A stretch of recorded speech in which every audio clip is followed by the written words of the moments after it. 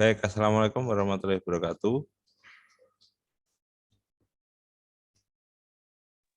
Waalaikumsalam warahmatullahi wabarakatuh. Salam sejahtera untuk kita semua. Om Swastiastu, Namo Buddhaya, salam kebajikan.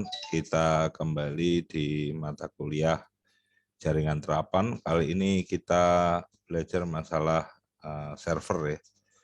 Masalah server. Saya share screen terlebih dahulu materinya.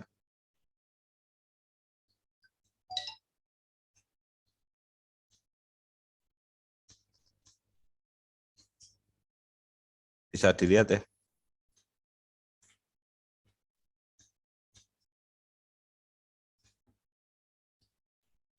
Baik, kita masuk dalam materi server ya pada pertemuan 4 jaringan terapan ini. Apa itu server, terus kebutuhannya apa, jenis-jenisnya apa, kita pelajari hari ini. Jadi server ini adalah sistem komputer ya yang memiliki layanan khusus berupa penyimpanan data. Jadi data itu disimpan melalui server, terus nanti diolah berupa informasi dan beragam jenis dokumen yang kompleks. Layanan itu ditujukan untuk klien ya. Jadi kalau ada server pasti ada klien. Untuk apa? Kebutuhan tertentu, yaitu tentu saja menyediakan informasi atau data untuk pengguna atau pengunjungnya. Jadi server ini berperan penting ya, menyediakan layanan akses yang lebih cepat untuk mengirim atau menerima data maupun informasi yang tersedia pada server. Jadi otomatis dengan server yang ada itu layanannya cepat, maka hardware dari server ini harus lebih baik daripada hardware-nya klien, seperti itu. Maka biasanya hanya ada satu server karena hardware-nya lebih baik sehingga harganya lebih mahal untuk melayani kebutuhan klien-klien yang ada. Jadi klien-klien yang ada cukup memakai HP, cukup memakai komputer klien yang biasa saja bisa mengakses aplikasi, informasi, ataupun apapun itu yang di-share oleh server. Ya, dalam bentuk fisiknya, server ini ya berupa komputer yang ukurannya sangat besar ya. Beberapa komponen yang sangat besar, harus besar adalah yang tentu saja ada prosesor, kapasitas prosesor, dan RAM, serta hard disk yang lebih besar daripada kliennya. Jadi untuk lebih ringkasnya, fungsi server ini adalah layanan bagi klien, ya. Dia melayani klien dan pengguna untuk menyimpan atau mengolah atau menerima atau mengirim berbagai data dan informasi melalui beberapa protokol khusus. Karena beberapa server ini menggunakan protokol khusus ya. Nanti kita lihat. Terus kemudian IP address komputer klien itu harus terhubung satu jaringan dengan server. Terus sebagai pengamanan, ya server menyediakan fitur-fitur keamanan. Paling tidak adalah user password untuk benar-benar server ini diakses oleh klien yang sudah ditentukan. Terus kemudian di dalam jaringan biasanya agar terhindar dari serangan virus, ini server juga mempunyai fitur antivirus. Terus kemudian dia juga menyimpan data penting ya, yang terhubung di dalam satu jaringan komputer. Itu fungsi-fungsi dari server. Nah ini sekarang jenisnya yang paling populer tentang server adalah web server ya, yang sekarang ini masih populer. Dia menggunakan protokol khusus ya, HTTP atau HTTPS. Dia pakai portnya, berarti kalau HTTP HTTPS portnya 80 ya, bisa dimanipulasi juga ya. Semua portnya diubah untuk keamanan itu jadi 80-80 gitu. Terus kemudian web server ini menerima kode ya dari browser, terus kemudian mengirimkan kembali dalam bentuk halaman web. Nah, halaman web ini bentuknya HTML dan CSS, terus kemudian ada lagi yang berbasis XML juga, terus kemudian ada lagi yang berbasis ASP juga miliknya Microsoft ya, Visual Studio itu. Terus kemudian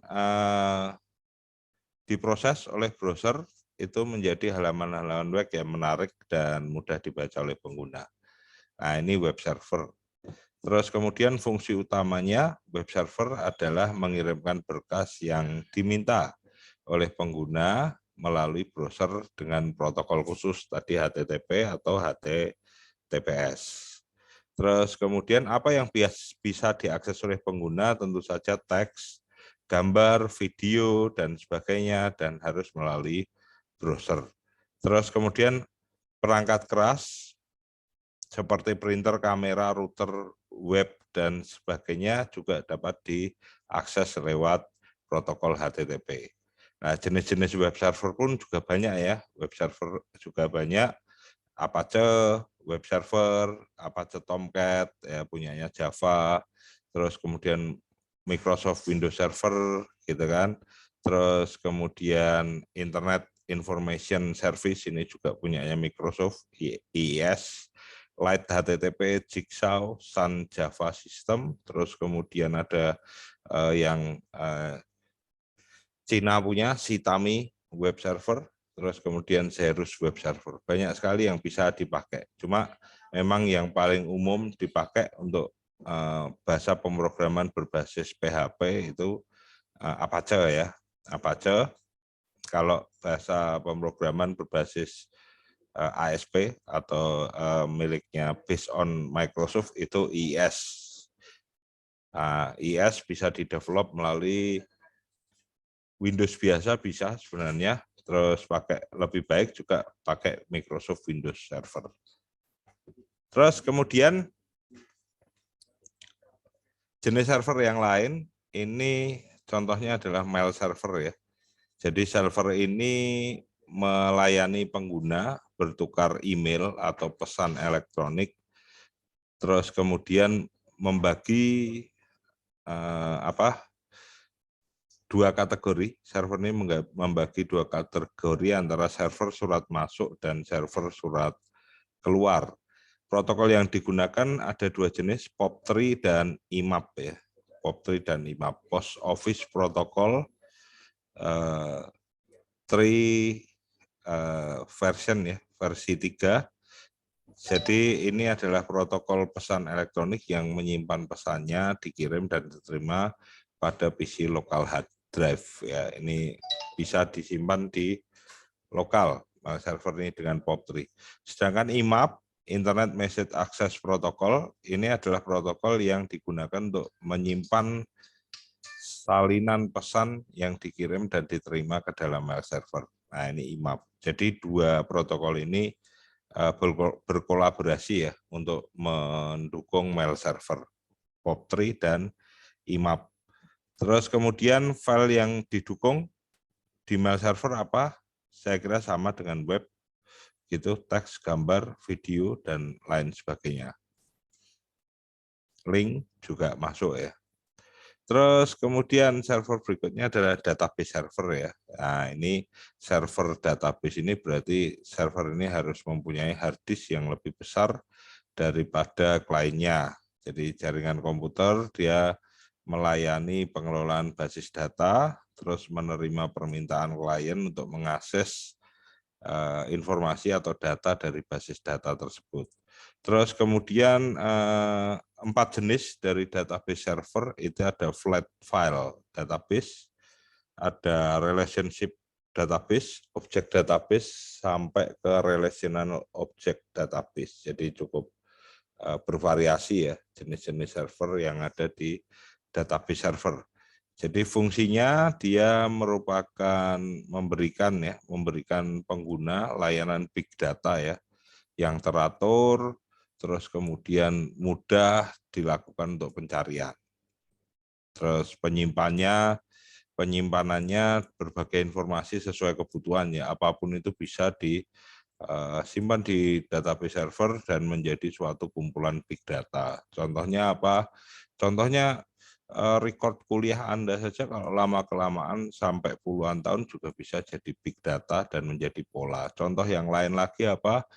Seumpama data perakhiran cuaca ya, perakhiran cuaca untuk apa? Untuk memprediksi perakhiran cuaca berikutnya atau suhu atau iklim dan sebagainya macam bisa disimpan di database server untuk menjadi suatu big data ya. Atau biasanya kalau kita download itu namanya dataset seperti itu. Kalau Anda mau skripsi, tugas akhir masalah data mining, berarti Anda harus bermain dengan yang namanya dataset.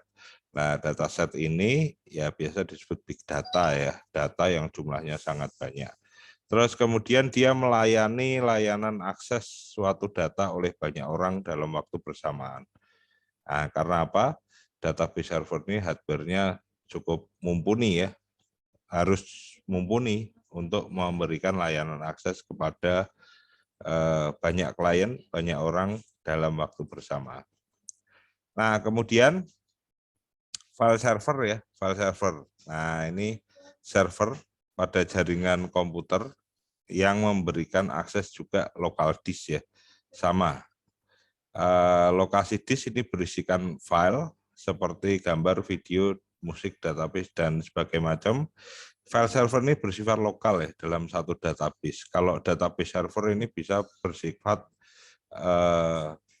di luar jaringan bisa ya, karena ini menggunakan internet ya, database server. Tetapi kalau file server itu FTP ya, FTP ya, file transfer protocol pakainya ini dirancang untuk jaringan lokal. Jadi server ini dirancang untuk memungkinkan penyimpanan dan pengambilan data melalui workstation ya, melalui workstation atau melalui komputer klien.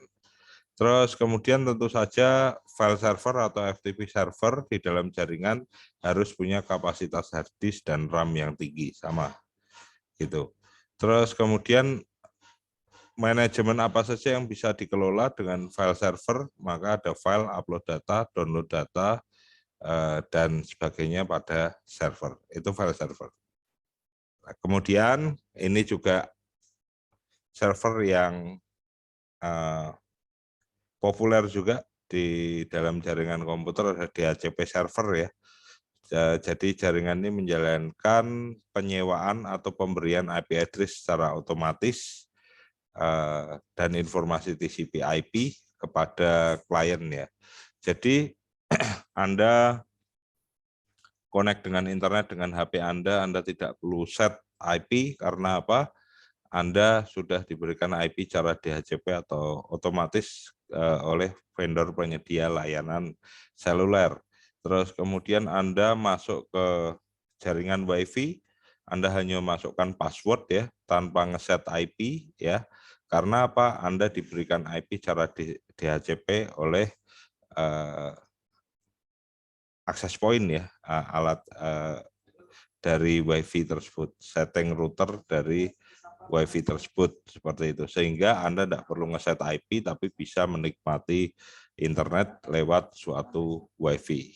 Nah, di sini biasa kita setup pakai Windows Server bisa, pakai Linux juga bisa, DHCP, atau langsung kalau di router juga bisa langsung konfigurasi di router. Contohnya di router MikroTik juga bisa langsung.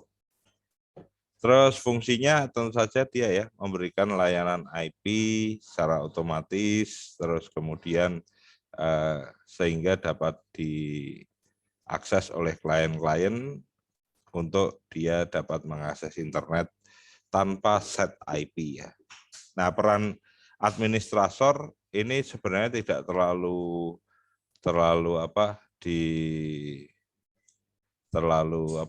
tidak terlalu disibukkan karena ini semua sudah based on otomatis.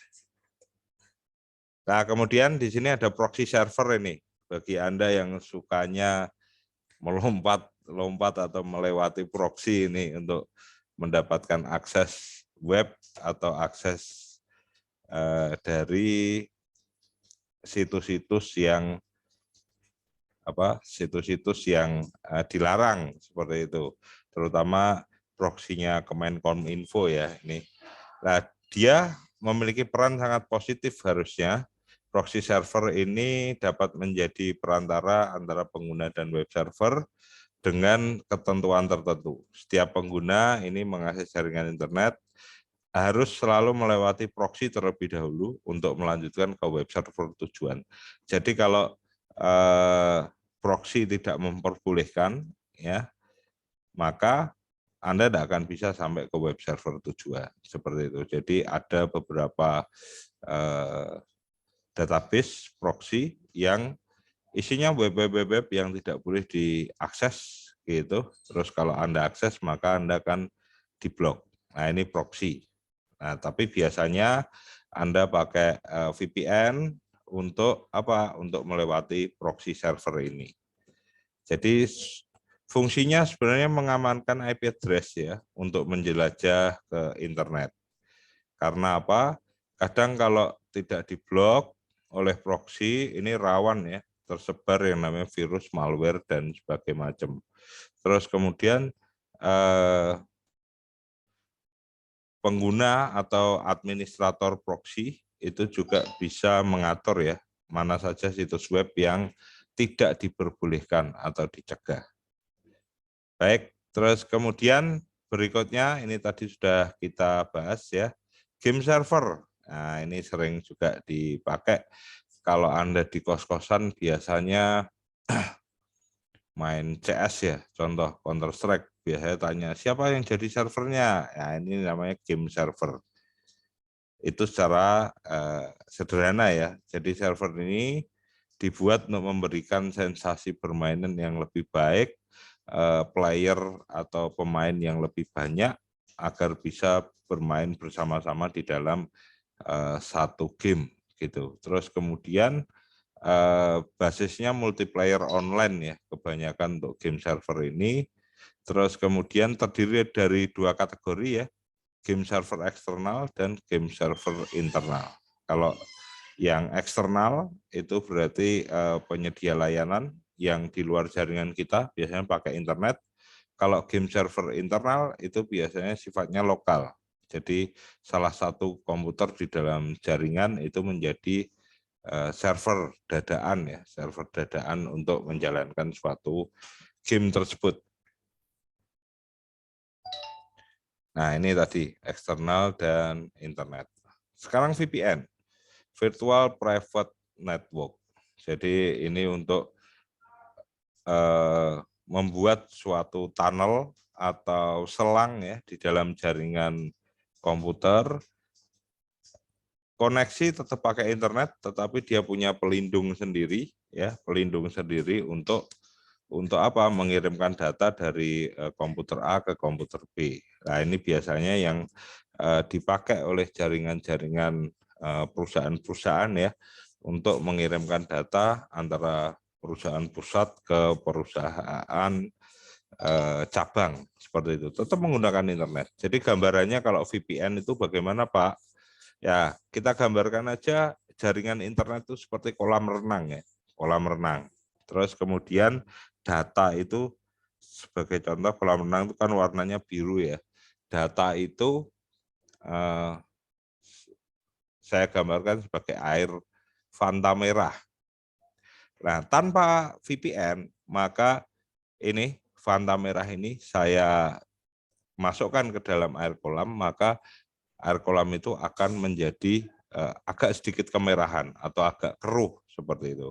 Itulah gambaran data kita jika tanpa VPN ya, kita share di internet ya seperti itu. Jadi tersebar kemana-mana. Tetapi dengan VPN, dengan tunnel, saya gambarkan di situ adalah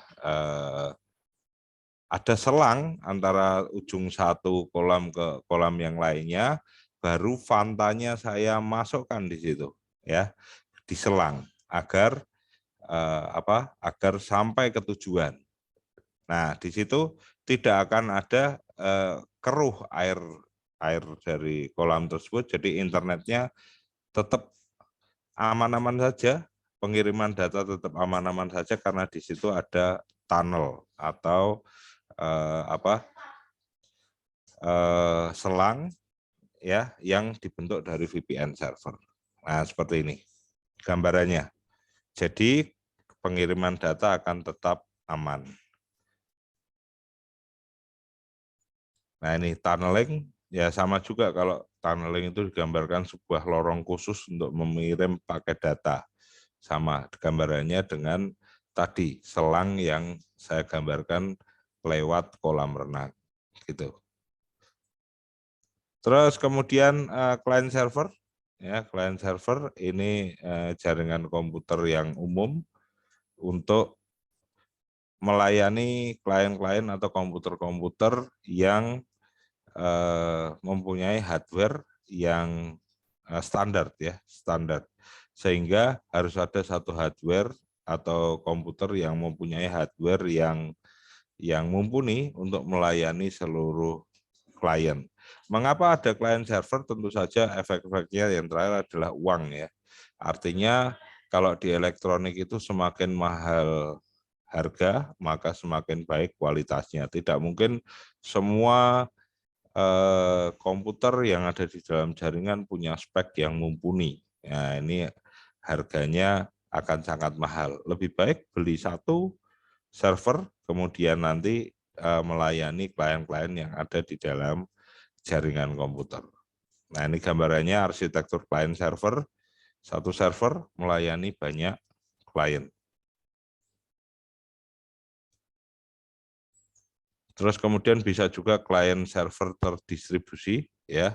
Jadi database-nya sendiri, server aplikasinya sendiri, ya, klien-kliennya sendiri. Ini akan lebih aman karena apa? Kalau ada serangan di server, ya, belum tentu bisa sampai ke database server. Jadi yang diserang adalah aplikasinya, tetapi database tetap aman.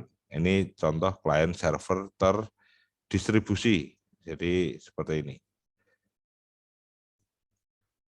Terus kemudian client server berbasis web ya, berarti sama dengan itu tadi, tetapi kalau berbasis web ini menggunakan tambahan ya, namanya firewall seperti itu dan web server.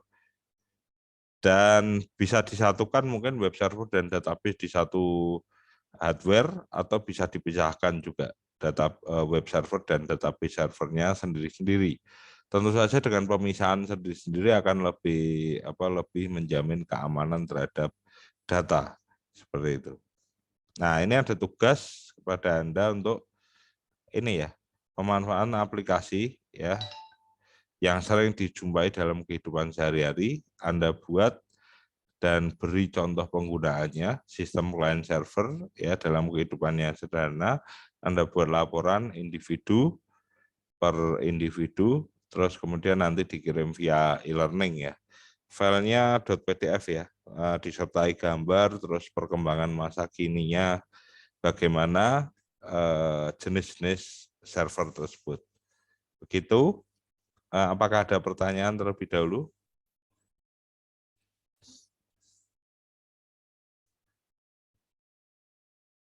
Apakah ada pertanyaan?